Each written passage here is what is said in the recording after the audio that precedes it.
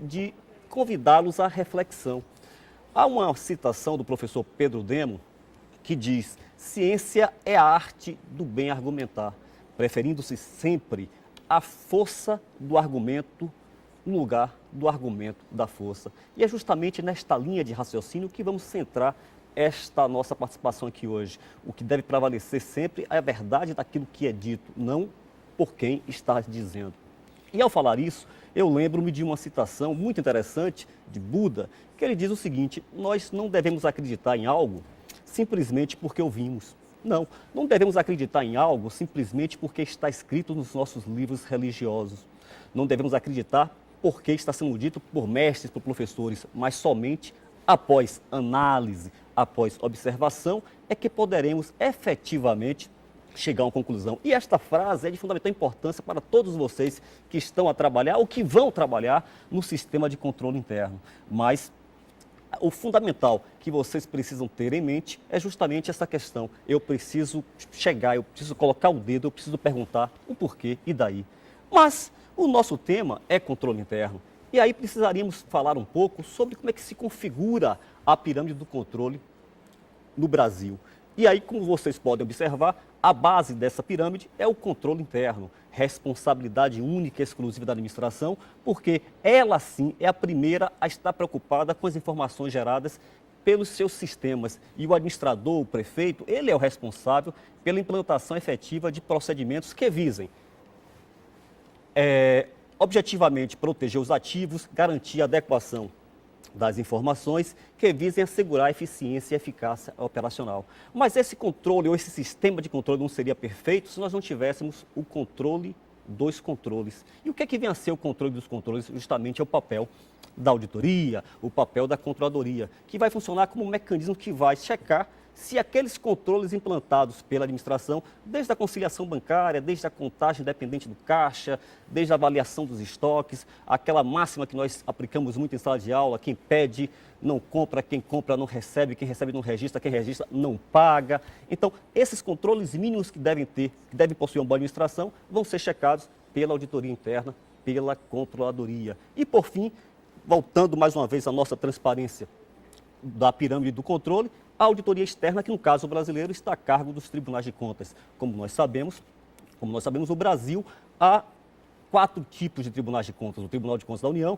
o do Distrito Federal, o Tribunal de Contas dos Estados, o dos 26 estados, e os tribunais de contas municipais. E aí, em parênteses, 4 estados possuem tribunais de contas dos municípios, que é o caso da Bahia, Ceará, Goiás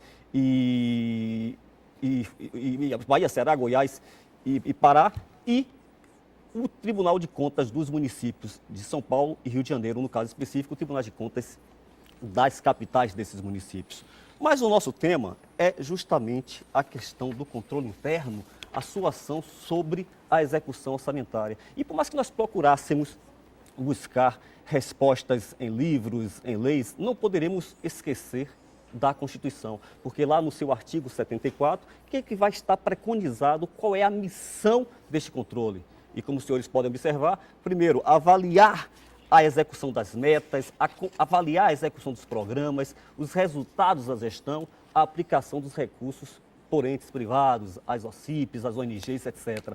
E comprovar a legalidade dos atos, controlar a operação de crédito, avais, garantias e apoiar o controle externo na sua missão funcional. Veja que se nós nos limitássemos somente ao que está escrito neste artigo 74, árdua seria a missão do controle interno, árdua seria a missão deste auditor.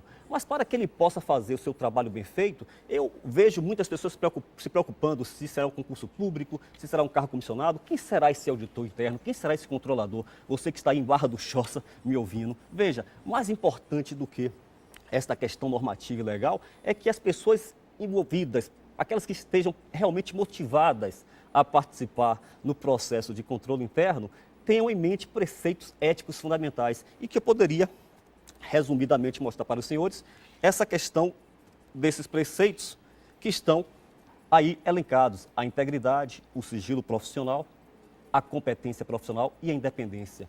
Íntegro, o que é um sujeito ser íntegro? Ele ser correto, probo. A sua reputação tem que ser imaculada, como está na Constituição. Em relação ao sigilo, aquelas informações que nós obtivermos no transcurso do nosso trabalho devem ser direcionadas ao próprio trabalho, ao gestor responsável por esse sistema, que é o gestor maior. E, no caso, em função da Constituição, também comunicada aos tribunais de contas respectivos. Em relação à competência profissional, mais do que a formação básica de nível superior, eu diria que é importante que você, controlador, questione, converse com seu prefeito para nós termos a capacitação específica naquilo que nós vamos auditar. Essa capacitação envolve conhecimentos de contabilidade pública, envolve conhecimentos de auditoria pública, de auditoria operacional. O artigo 74 da Constituição, volto a citá-lo mais uma vez, enfatiza a questão dessa auditoria operacional. A própria Resolução 1120 do Tribunal de Contas dos Municípios da Bahia relembra a necessidade imperiosa do sistema de controle interno, ou seja, da unidade central, que é a auditoria interna, que é a controladoria, fazer esse tipo de auditoria, e também direito administrativo. Mas, acima de tudo isso, eu preciso ser capacitado naquilo que vou auditar. Se eu for auditar a área de saúde, eu tenho que conhecer um pouco da área de saúde, da área de educação e assim sucessivamente. Daí porque louvável é este curso, que no transcurso de algumas aulas vamos adentrar em pontos específicos no que se refere à educação, no que se refere à saúde, para que você que está aí me ouvindo neste momento possa controlar melhor. Agora, é importante ainda não esquecermos a independência. Sem independência não há por que falar em auditoria, não há. O auditor ele tem que ser, acima de tudo, como nós usamos também muito essa máxima, uma mulher de César, ou seja, mais do que ser independente, você tem que demonstrar que é independente, porque sem a independência dos membros que participam da unidade central do controle, não há por que se falar em auditoria. Isto é fundamental, de fundamental importância. Mas fazendo um link com a aula do professor Fernando da semana passada, onde discutimos aqui o processo orçamentário brasileiro, os instrumentos deste processo, o PPA, a LDO e a LUA, para que a gente possa efetivamente adentrar na nossa questão específica da aula de hoje, que é justamente por que controlar, por que acompanhar a execução orçamentária e financeira. Não sei se os senhores estão lembrados, devem estar lembrados com certeza, que o professor Fernando trouxe um exemplo magistral na sua aula passada, fazendo uma espécie de comparação entre as ações da prefeitura e as ações de uma padaria. E centrou toda a sua exposição